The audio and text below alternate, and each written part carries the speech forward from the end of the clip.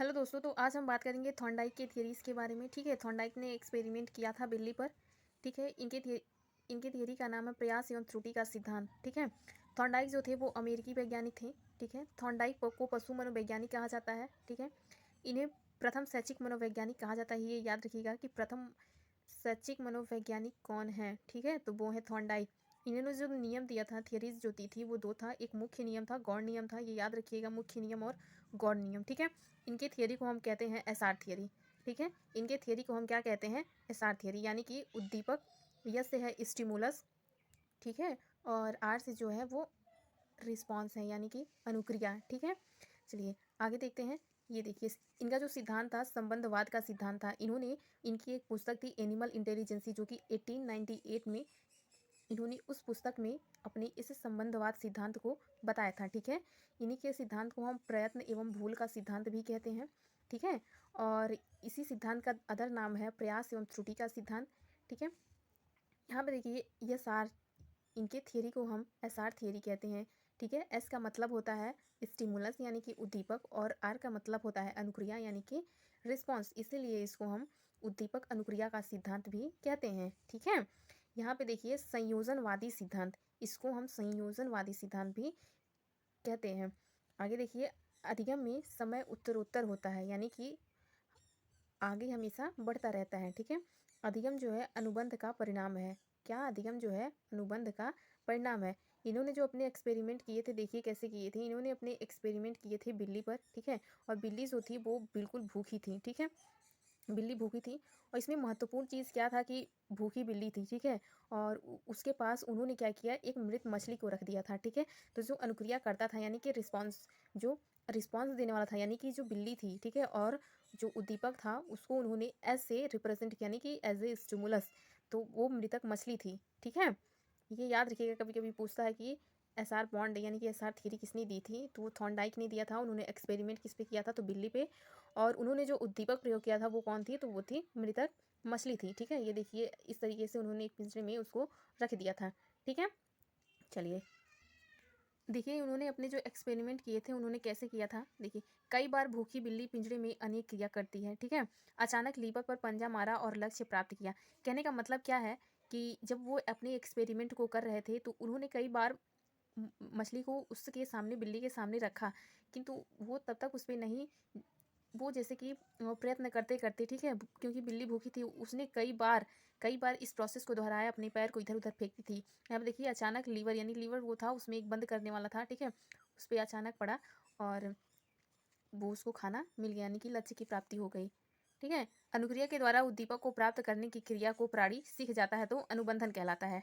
ठीक है, चलिए आगे देखते हैं थॉर्नडाइक के नियम। तो थॉर्नडाइक के मुख्यतः दो नियम है, एक मुख्य नियम है और एक गौड़ नियम है।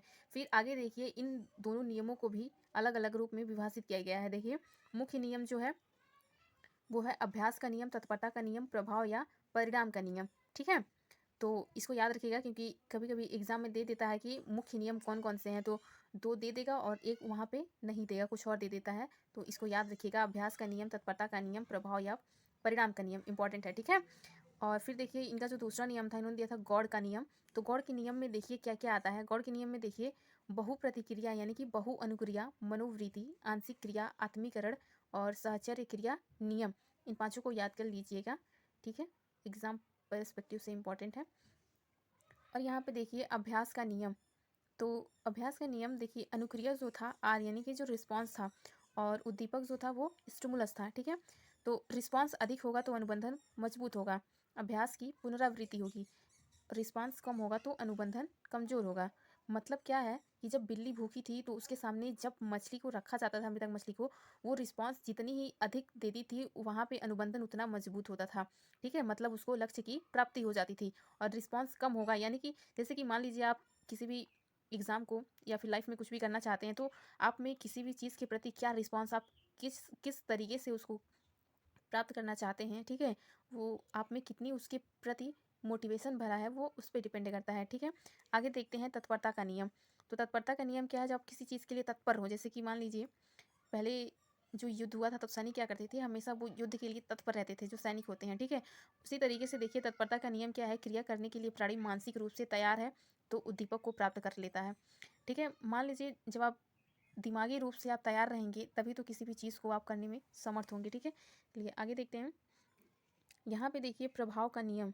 ठीक है, इन्होंने जो प्रभाव का नियम दिया था, तो प्रभाव दो तरीक़ों से हो सकता है। प्रभाव देखिए धनात्मक भी हो सकता है और ऋणात्मक भी हो सकता है। ठीक है, क्योंकि जैसे देखिए यदि कार्य में मन नहीं लगता तो वहाँ से कुछ आउटकम मिलेगा नहीं मिलेगा, तो ऐसे में क्या हो जाएगा, ऋणात्मक हो जाएगा। और धनात्मक, यदि मान लीजिए आपको कोई कार्य दिया गया और आप बहुत अच्छे से कर रहे हैं, ठीक है, तो वहाँ पे जो लर्निंग होगी वो अच्छी होगी, यानी कि जो रिजल्ट होगा वो धनात्मक होगा। ठीक है, तो यहाँ पे देखिए एक इम्पॉर्टेंट पॉइंट है, क्रो एंड क्रो को कहा जाता है लर्निंग में सेटिस्फैक्शन इम्पॉर्टेंट होता है। ठीक है, जैसे कि एक क्रो एंड क्रो जो थे वो एक साइंटिस्ट थे, उन्होंने कहा कि जो लर्निंग होती है ना उसमें सेटिस्फैक्शन महत्वपूर्ण होता है।